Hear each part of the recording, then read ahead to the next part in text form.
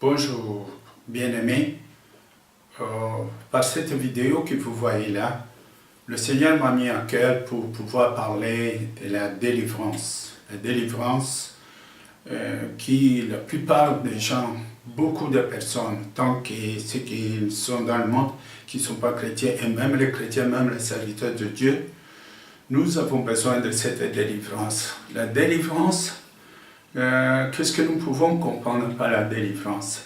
Donc, je pris un texte parce que la délivrance, il y a cette interprétation du monde, mais il y a aussi l'interprétation de notre Seigneur Jésus-Christ. Je peux lire un peu le texte que je préparais pour ça.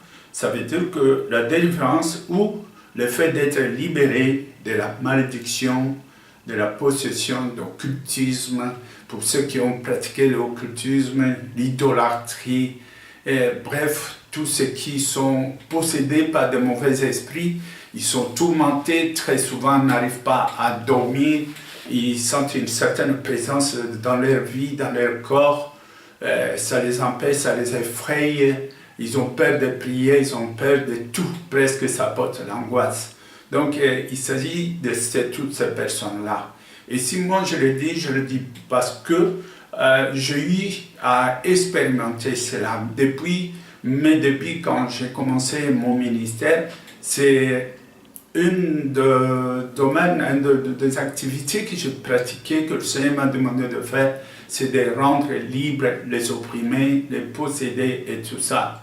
Je me rappelle que la toute première année que j'exerçais cela, que je commençais, j'ai eu au moins 800 cas par an de délivrance de tout genre provenant par des possessions des mauvais esprits, des démons de tout genre.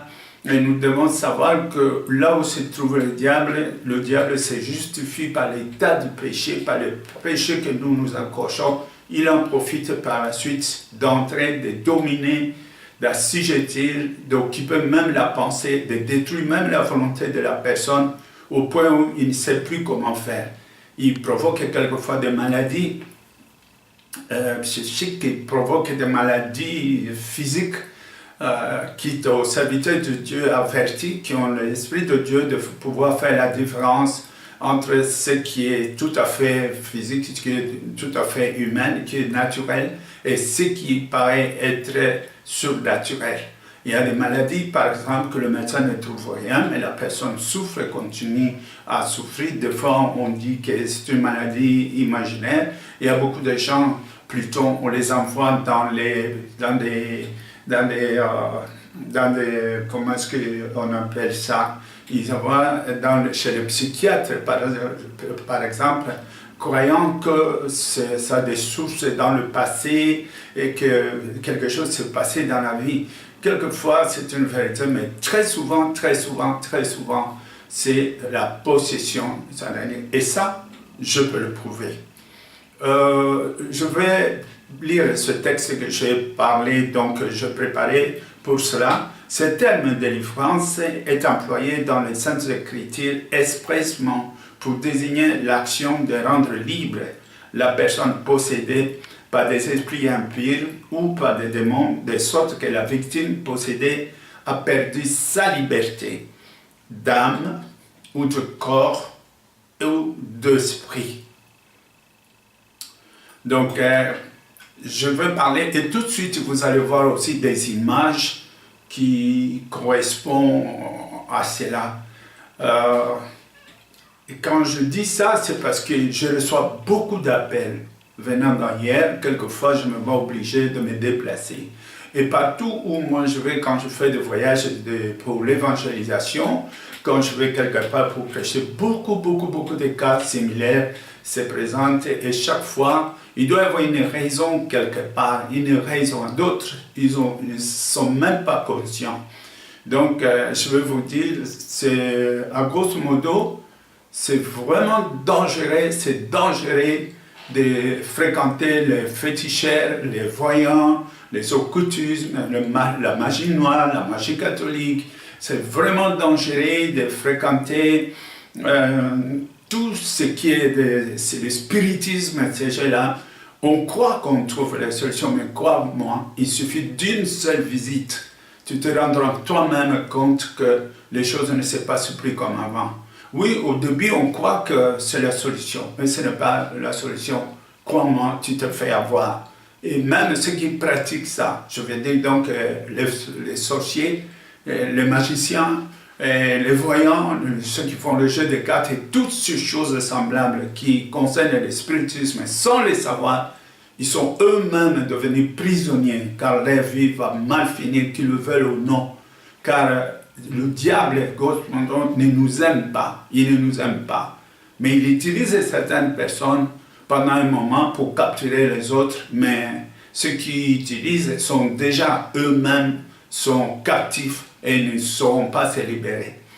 Et si je continue, il est à noter que la personne a besoin d'une intervention étrangère. C'est-à-dire, il faut que la force qui te délivre vienne de l'extérieur. Donc, tu ne peux pas par toi-même, je veux dire, il est impossible à ce que par soi-même qu'on se rende libre. Non, le diable est beaucoup plus puissant. L'esprit est beaucoup plus puissant que l'esprit de l'homme. Une fois qu'il s'incarne, tu ne peux pas. D'ailleurs, il arrive très souvent qu'il empêche des personnes à ouvrir la bouche ou à dire certaines choses que lui n'aime pas. Donc, tu es contrôlé, quoi. Tu es contrôlé, tu n'as plus ta langue, tu n'as plus ton cœur. Il détruit même le vouloir, la force de vouloir dans l'homme, de manière à ce que tu ne peux plus rien décider par toi-même. Et ça, c'est très dangereux. Et ainsi, pour dire qu'il ne peut se libérer soi-même, il a donc besoin d'un sauveur qui doit être beaucoup plus puissant que celui qui le possède. Donc, en réalité, c'est un combat d'esprit. Et le combat d'esprit, nous savons qu'on ne sait pas voir l'esprit, mais nous pouvons voir la manifestation. Vous pouvez voir ça dans les images que je vous donne. On voit la manifestation et le diable peut parler dans le corps humain en utilisant la même bouche, la même voix de la personne, mais nous pouvons comprendre que ce n'est pas lui, que ce n'est pas la personne qui parle plutôt, mais c'est le diable qui parle en lui. Quitte à voir maintenant les discernements. J'ai eu quelquefois des cas que quand je parlais avec une personne, on utilisait deux langues. Quand le diable parlait, il parlait une autre langue, et quand la personne parlait, il parlait d'une autre langue. Et le diable, souvent, quand il parle, c'est avec autorité. C'est comme si, je ne sais pas, on croit il se prend vraiment, il était très puissant. Mais grâce soit rendu à notre Seigneur Jésus, qu'il a écrasé à la croix, et à tous ceux qui ont cru dont ils nous ont réussi, ce pouvoir de pouvoir chasser les démons, nous comprenons, c'est parler, c'est crier, mais à la fin de continuer, rien du tout. Parce que nous avons eu cette autorité. Donc, Jésus-Christ explique ces principes par ces versets. Donc, pour pouvoir chasser les démons, il doit y avoir un beaucoup plus puissant. Et ces versets que nous avons, c'est Luc 11 et 21, qui dit, lorsqu'un homme fort et bien armé garde sa maison, ce qu'il possède est en sûreté.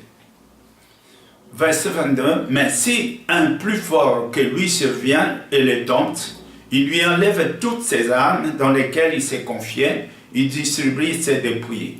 Il s'agit donc d'un combat entre l'Esprit de Dieu et l'Esprit du diable ou Satan.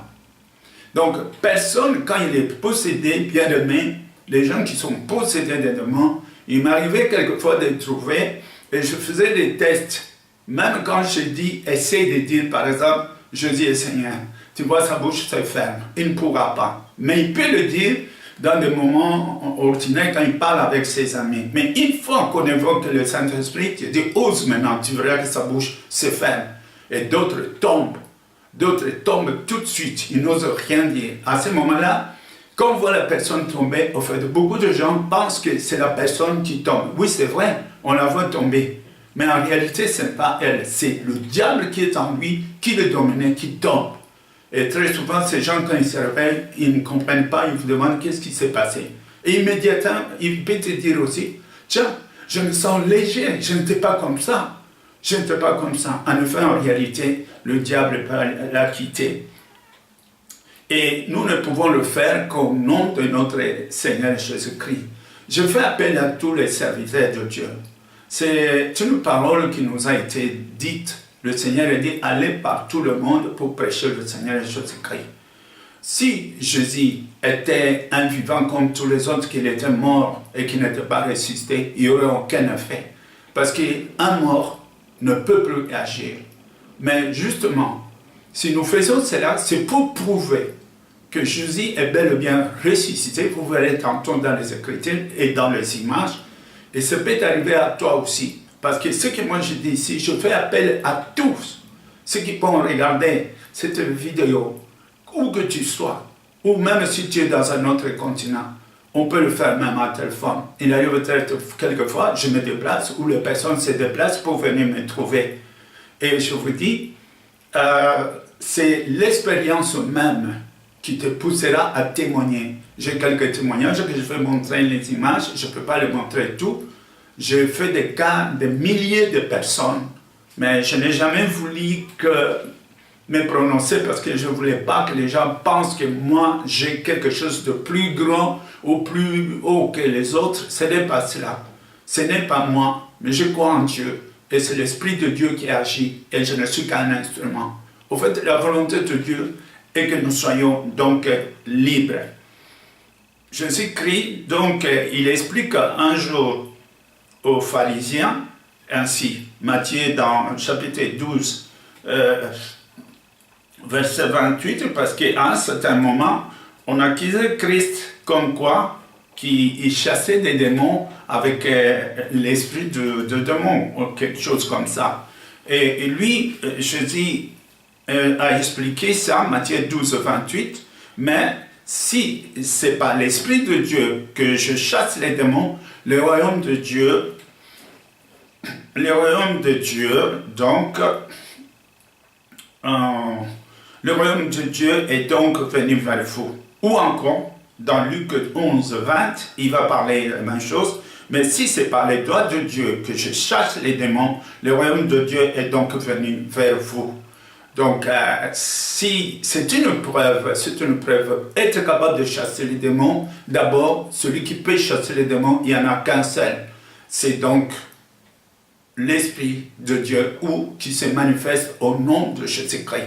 Donc, si tu as vraiment cet esprit, tu peux le faire. Et comment obtenir cet esprit? C'est par une obéissance parfaite de toute la parole de Dieu. Quand tu le fais vraiment exactement comme cela est écrit, l'Apocalypse a dit, n'ajoute rien, ne retranche rien. Beaucoup de gens acceptent Dieu, mais n'acceptent pas toute la parole de Dieu. Mais si tu acceptes tout, la Bible nous dit aussi dans 1 Corinthiens, vous verrez ce qui est écrit, je peux mettre ça là, ils disent l'obéissance parfaite, l'obéissance parfaite nous donne la capacité de pouvoir punir toute désobéissance. Si ton obéissance est parfaite, tu as aussi la capacité de punir toute désobéissance. Mais si toi-même tu n'obéis pas comme il faut à Dieu, il est impossible à ce que la désobéissance punisse la désobéissance. Donc c'est au prix de sacrifice de s'abstenir à pas mal de choses que nous arrivons, nous, à nous approcher de Dieu, à plaire à Dieu, de manière que Dieu nous bénit et nous remplit de son esprit et de sa puissance pour que nous, à notre tour, nous puissions être capables de libérer les enfants de Dieu à quiconque qui croit. Donc, on peut prier pour quelqu'un qui n'a jamais cru et que le miracle se fait, mais s'il ne demeure pas à Christ, il est possible que le démon revienne. Et quand il revient pour la deuxième fois et que tu te trouves en train de te livrer dans toi-même et que tu n'as pas Dieu ou l'Esprit de Dieu ou Christ en toi, eh bien, ta situation risque d'être pure. C'est pourquoi, une fois libéré, il est aussi important d'intégrer, de plonger, d'être intégré vraiment dans la vie chrétienne. Jésus a parlé de la femme samaritaine et il dit, si vous buvez de cette eau, vous pouvez calmer ta soif, mais tu vas revenir ici. Mais moi, si je vous donne de mon eau, tu deviendras source de vie. Ça veut dire tout simplement, celui qui reçoit Christ, il reçoit aussi le pouvoir de vivifier, de libérer les autres. Tu auras la vie de Dieu en toi, et c'est un signe terrible pour le diable. Une fois qu'ils voient ça, ils ne pourront plus jamais te toucher. Bon, bien-aimés, nous parlons, mais sans le preuve, on ne peut pas. Je ne peux pas te convaincre par les simples Écritures. Mais quand vous verrez ça vous-même, vous serez convaincus, vous serez témoin de ce que vous aurez vu. Et à partir de là, vous allez confirmer même cette parole et tu auras la vie sauve et la liberté. Et peut-être qu'à partir de ce moment-là, nous pouvons être libérés aussi. À noter que beaucoup de gens qui font l'occultisme, le fétichisme, qui consultent le monde spirituel ne le savent pas.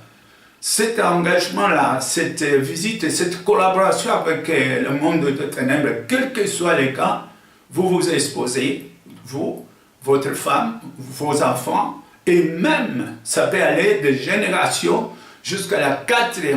Et beaucoup sont possédés, ne sachant pas comment, mais c'est peut-être les parents au début qui se sont plongés dans dans l'occultisme, des choses comme ça, faisant des sacrifices d'une manière ou d'une autre, portant certains objets qui ont relation avec l'occultisme sur les corps ou dans leur maison, faisant ici de ces objets d'idolâtres, croyant que ça va les sauver, mais vous vous êtes fait avoir.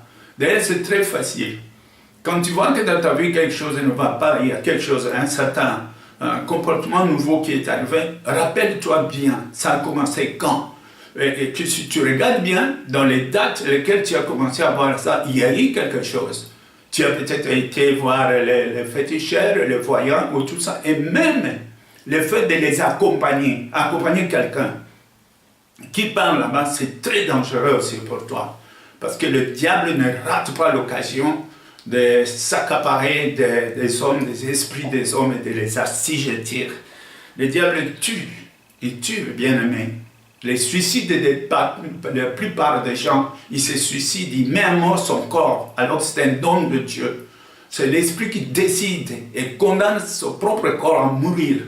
Et de toute façon, ça ne sert à rien parce que la mort du corps n'est pas la fin de tout. Un suicidé peut mourir, mais après il le regrette tout de suite parce qu'il verra son corps alors que sa conscience est encore là.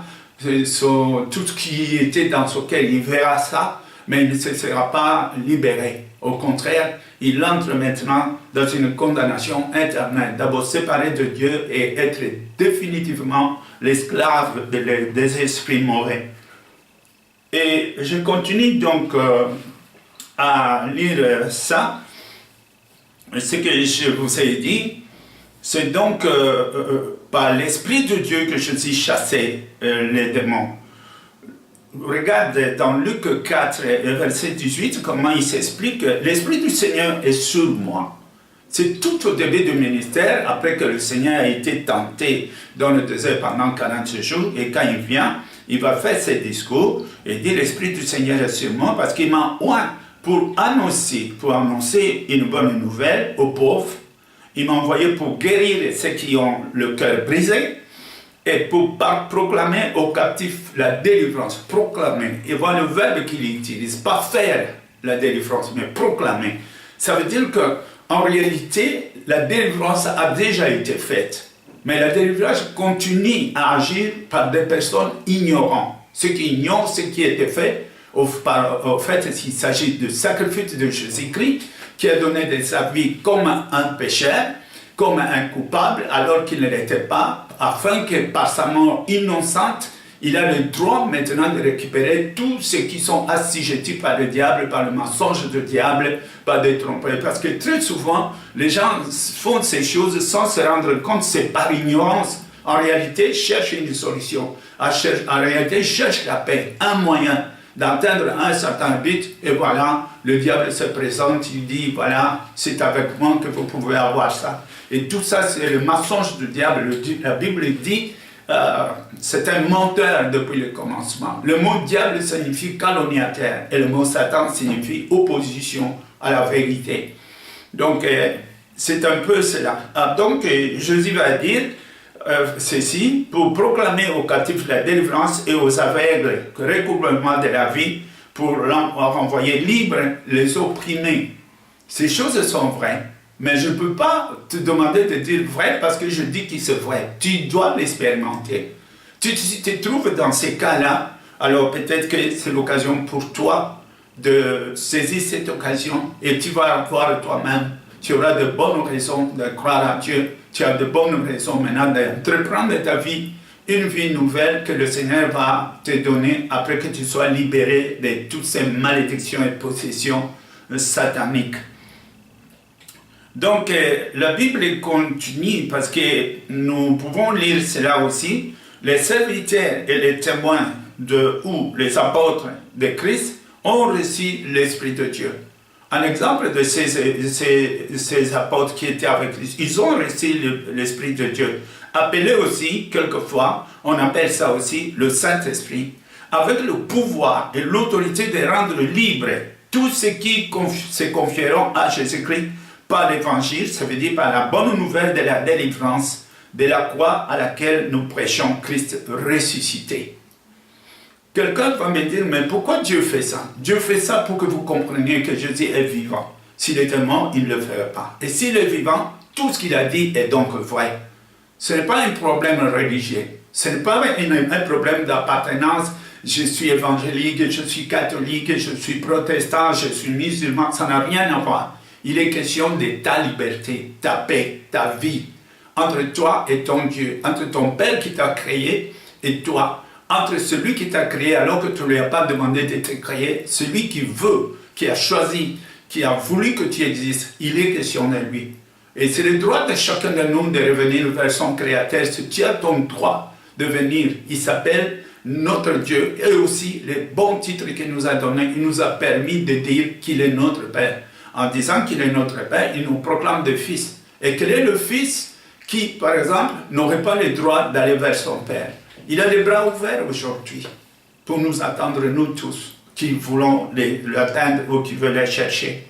Il a le bras ouvert et nous pouvons venir vers lui par le chemin qu'il a tracé si nous comprenons que, voilà, Jésus a dit, je suis le chemin. Oui, mais il y a là que la délivrance et la guérison de ce film ou autre maladie est justement la preuve de la puissance de sa résurrection. Moi, je me réjouis parce que chaque fois qu'il se passe quelque chose, c'est une preuve que Jésus existe.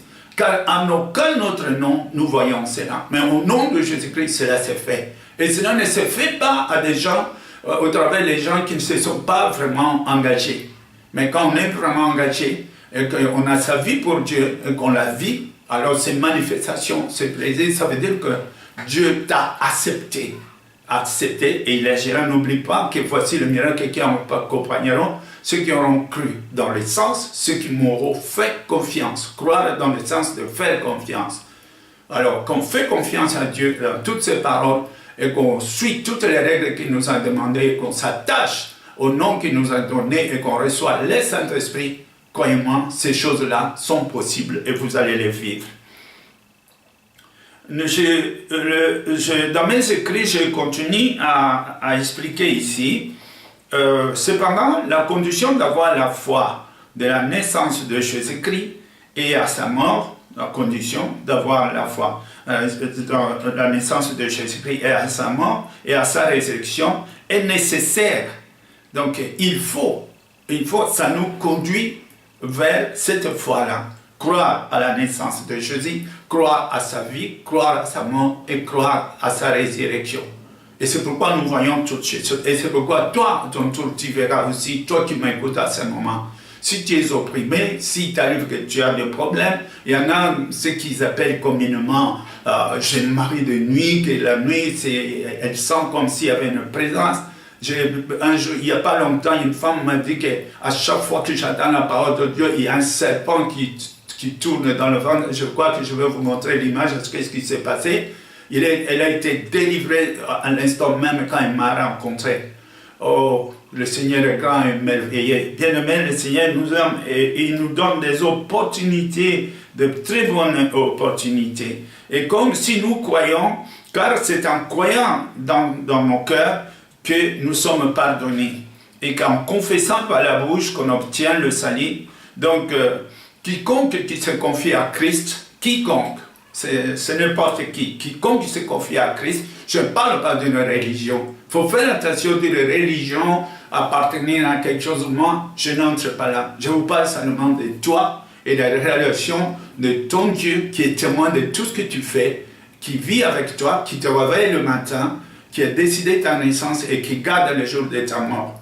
Je parle de ce Dieu-là. Si tu me comprends bien, si après tu peux choisir où tu veux aller te louer Dieu, ça c'est ton problème, tu es libre. Mais moi je te parle de ça. Et il y aura de preuves. Tu seras libre, tu peux me croire. Il y a quelquefois des blocages, des choses terribles qui arrivent et que tu ne comprends pas dans ta vie. À chaque fois que tu veux faire quelque chose, qu'à la dernière minute, tout se renverse et tu ne comprends pas. Il y en a des jeunes femmes, par exemple, qui est là et jamais le mariage ne réussit. À chaque fois, fiançailles, ça s'arrête, fiançailles, et tu commences à avoir peur parce que l'âge avance. Et il y a des malédictions comme ça. J'ai rencontré, par exemple, une famille qui m'ont dit que chez nous, on n'a pas de cimetière. Chaque fois qu'il y a un mort, il disparaît. Il attrape la folie puis il disparaît. C'est pas normal. C'est pas normal. Là, c'est vraiment le diable qui est en train d'opérer. Si cette histoire ne s'arrête pas, si quelqu'un, à partir de cette situation, si on ne rencontre pas le Christ pour qu'il mette fin à cela, eh ça va continuer, ça va continuer. Heureusement, et c'est possible d'arrêter cela si vous écoutez bien l'évangile de notre Christ et que tu te rapproches, Dieu fera de grands miracles. Il y a donc cela, donc en confessant qu'on obtient le salut. Quiconque qui se confie à Christ ouvre la voie de la délivrance. Jésus-Christ nous délivre de nos ennemis, pas de nos amis. Fais attention. Je vais expliquer là. Quand tu aimes quelque chose, et que par exemple tu aimes la drogue c'est une possession aussi. Tu aimes la drogue et que on va prier pour toi pour que tu sois libéré de la drogue. On ne peut pas. Si toi tu dis que j'aime la drogue, tu es libre, soit d'aimer ou de ne pas aimer. Ce n'est que quand tu n'aimes pas la drogue et tu n'arrives pas à arrêter la drogue, vous comprenez? À partir de ce moment-là, si tu t'approches de Dieu et que tu acceptes le Seigneur, tu l'as invité dans ta vie, que la puissance de Dieu pourra agir. Il y a des gens, par exemple, ils vivent dans la prostitution, disons cela. Je vis des prostituées femmes, je vis des prostituées hommes. J'étais étonné. Mais quand tu dis que ça c'est ma vie, tu comprends? Tu es libre. Dieu ne peut pas offenser ta souveraineté. Il t'a créé libre. Tu es libre de choisir ce que tu veux. Mais tu dois savoir aussi que le chemin que tu prends là va mal finir pour toi. Mais si tu ne veux plus et que tu n'arrives pas à arrêter, tu ne sais pas comment, c'est là où on comprend que ce n'est plus toi, mais c'est le diable qui vit en toi, les mauvais esprits qui te font faire des choses. À ce moment, si tu te plains devant Dieu, Dieu peut agir. Ça va un peu comme dans le monde. On peut te voler. Et si, après d'avoir te volé, toi tu dis que je ne porte pas plainte, mais la police ne peut rien, si c'est ça ton consentement. Ce n'est que quand on se plaint, et alors à ce moment-là, la justice du monde peut intervenir. Il n'y a aucune différence avec Dieu. Tant que tu dis que c'est mes amis, eh ben Dieu ne nous libère pas de nos amis, il nous libère de ton ennemi. Jusqu'au jour, c'est ce qui te trouble deviendra ton ennemi et que tu auras compris que ce n'est pas un ami, c'est une destruction. À partir de ce moment, par ta confession, tu pourras donc être libre. Donc, comme je dis, chaque personne est donc libre, soit de garder sa condition ou de se plaindre de sa condition devant le Seigneur Jésus-Christ. Et c'est de ça, bien-aimés, que je parle. Nous pouvons nous regarder nous-mêmes et comprendre.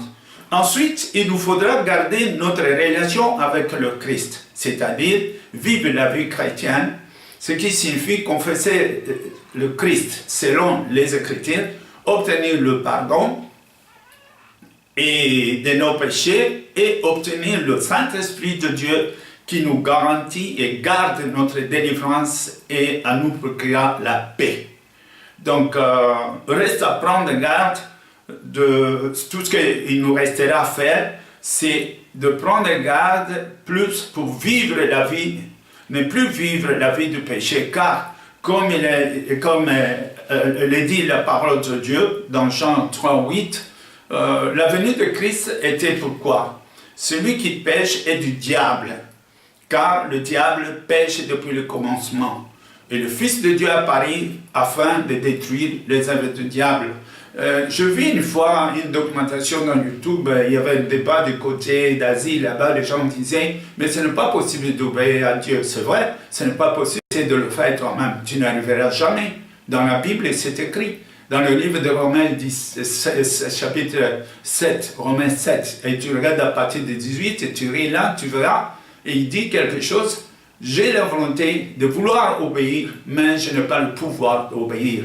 Et il n'y a que quand on se plaint comme ça, qu'on arrive devant Dieu, que tu obtiens donc ce pouvoir, et ce pouvoir vient de Jésus-Christ. Notre rôle donc, il nous reste une chose, à nous accrocher à Christ le long de notre vie. Car la délivrance est une œuvre de Dieu. La sanctification est une œuvre de Dieu aussi. Pour comprendre et avoir maintenant la compréhension, avoir les yeux ouverts dans les choses de Dieu, c'est aussi un don de Saint-Esprit. Tout ce que nous avons à faire, de nous attacher à Christ. Et tu vas me dire comment c'est là? Oui, en remettant à chaque fois toutes choses entre les mains de Dieu.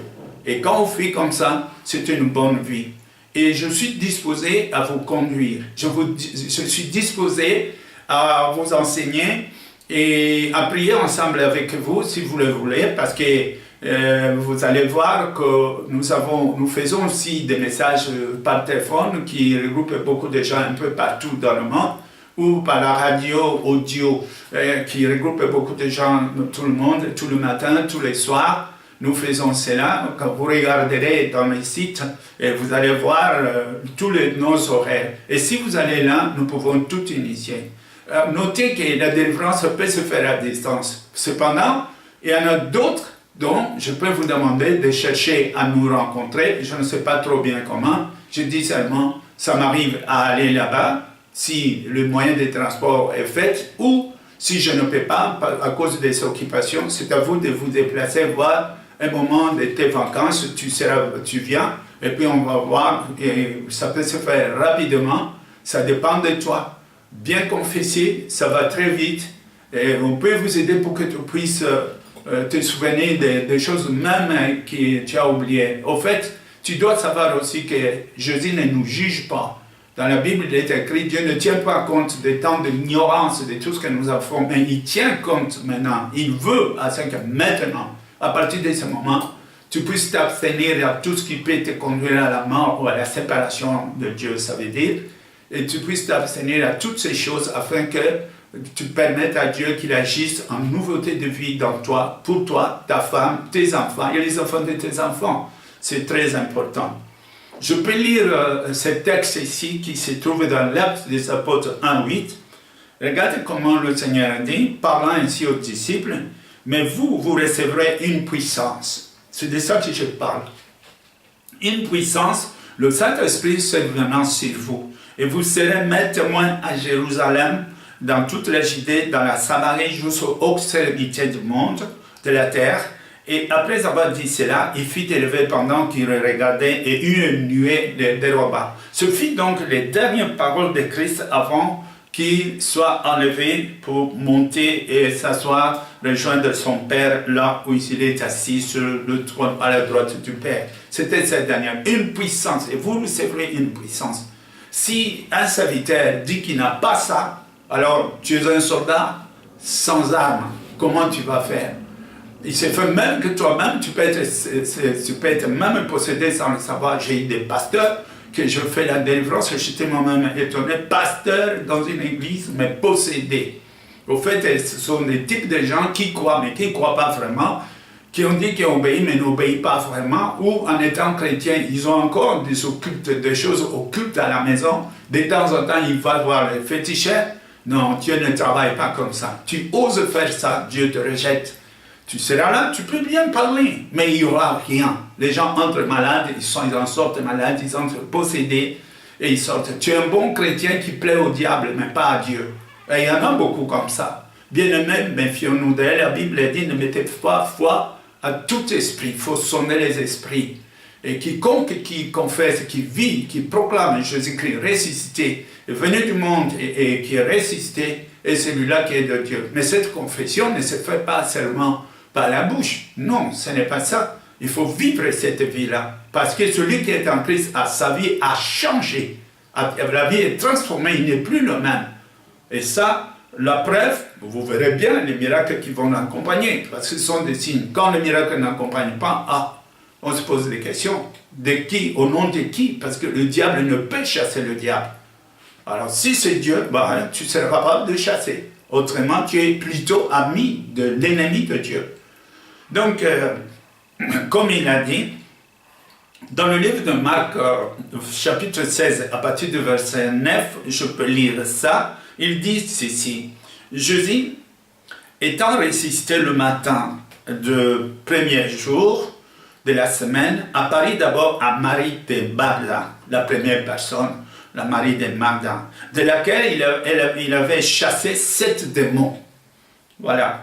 Dieu choisit d'abord d'apparaître à Marie de Magdala, et de laquelle il avait chassé les 7 démons.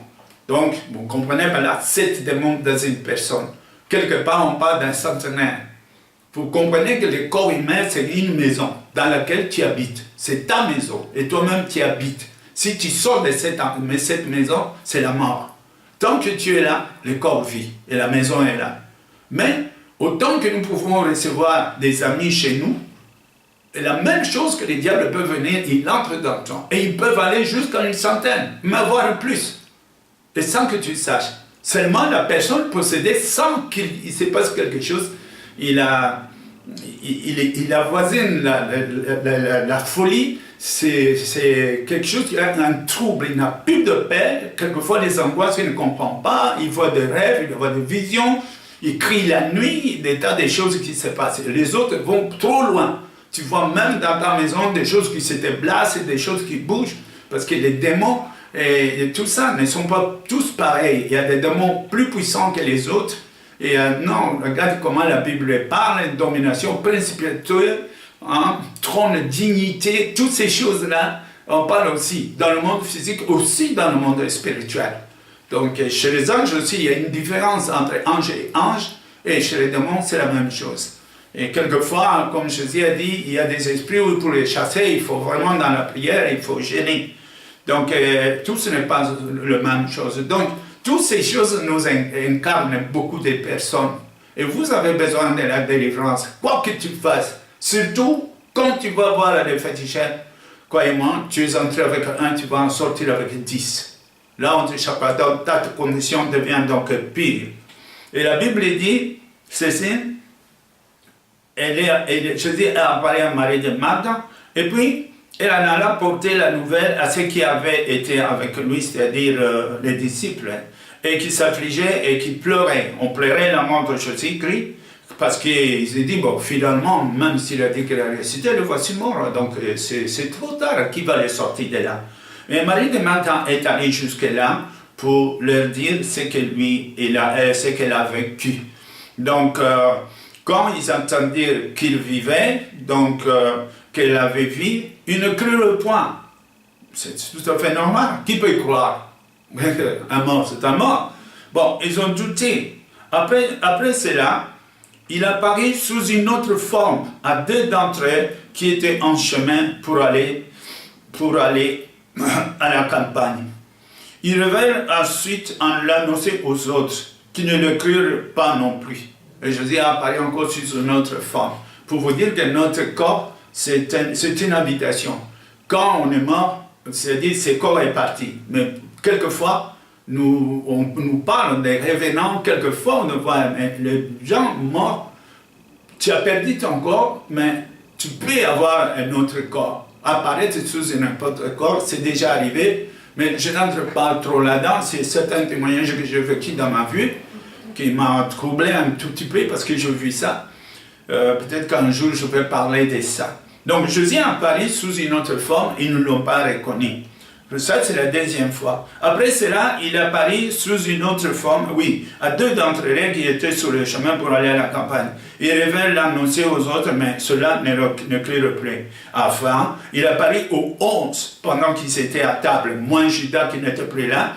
Il apparut aux 11, il les rapporta, il leur reprocha de leur incrédulité, de la débilité de leur cœur, parce qu'ils n'avaient pas cru à ce qu'il avait vu ressusciter. Puis il leur dit, ils l'ont vu. Là, ils l'ont reconnu. Il a montré même ses plaies. Il dit, regarde, c'est ça. Après, il va leur dire, allez partout dans le monde et prêchez la bonne nouvelle à toute la création. Qu'il dit, c'est ce que je fais. Et puis il dit à toute la question, celui qui croira et qui sera baptisé sera sauvé. Mais celui qui ne croira pas sera condamné. Le baptême, c'est une confirmation d'accepter le Seigneur Jésus-Christ. Et le baptême en soi, ce n'est pas le fait de plonger dans l'eau.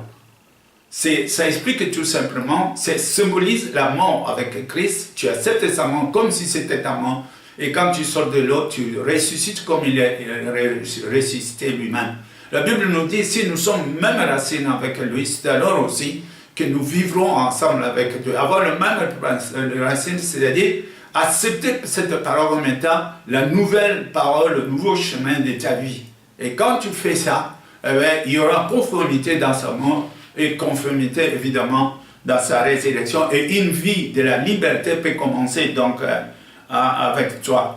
Donc, après avoir donné cet ordre, allez partout dans le monde et prêcher la bonne nouvelle à toute création, celui qui croira sera baptisé et sauvé, et celui qui ne croira pas sera condamné. Bien aimé, Dieu ne nous juge pas, mais il a placé sa parole, l'accepter, c'est être sauvé, la refuser, c'est la même parole qui te juge à ce moment-là.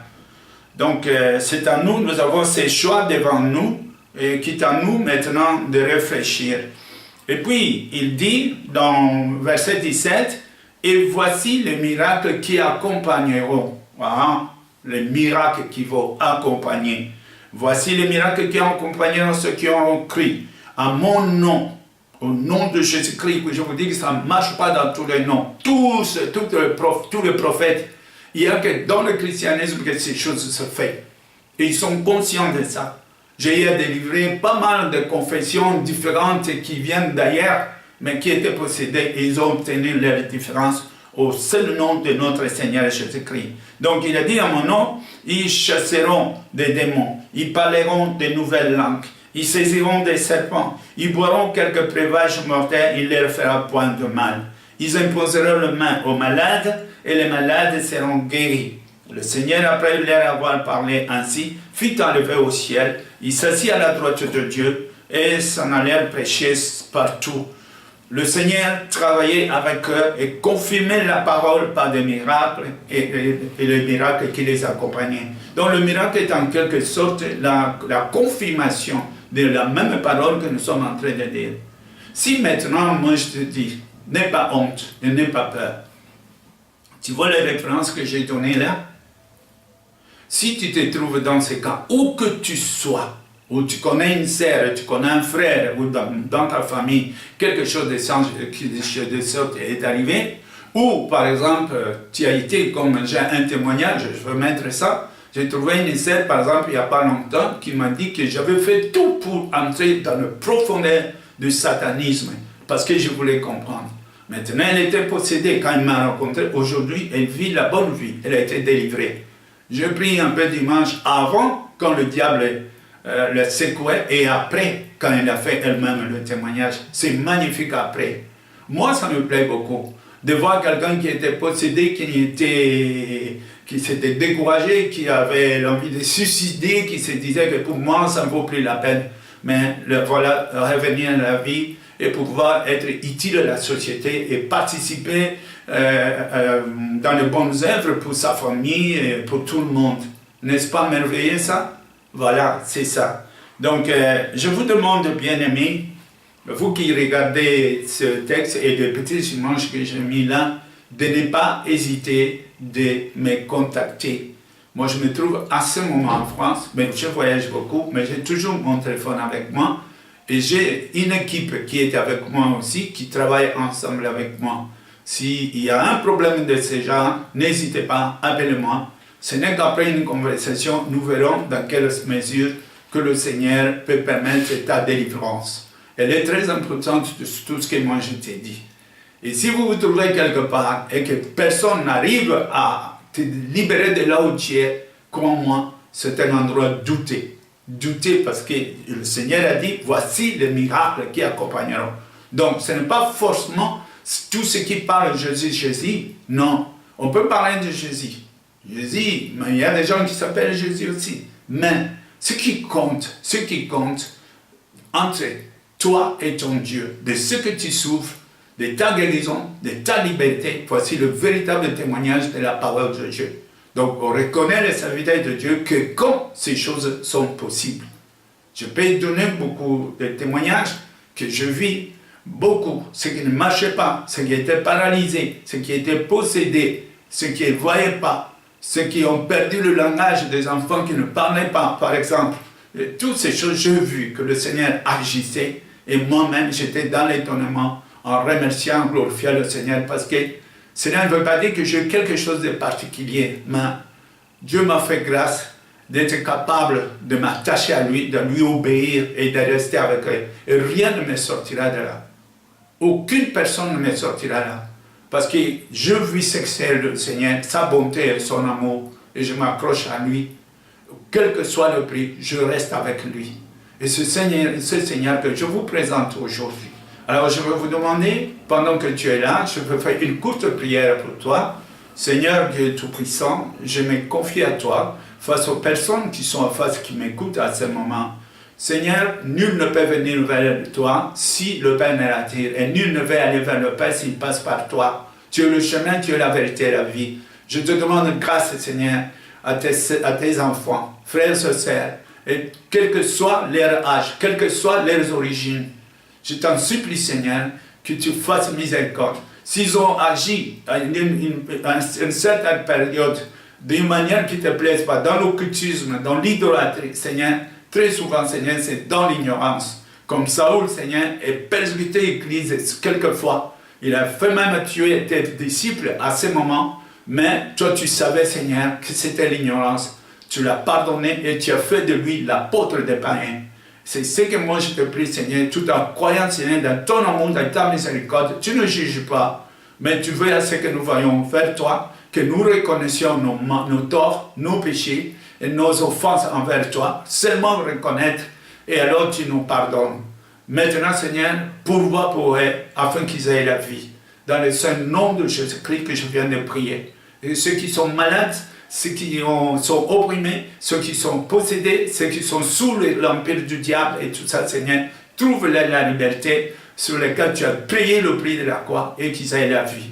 C'est au nom puissant de Jésus-Christ que je prêche maintenant.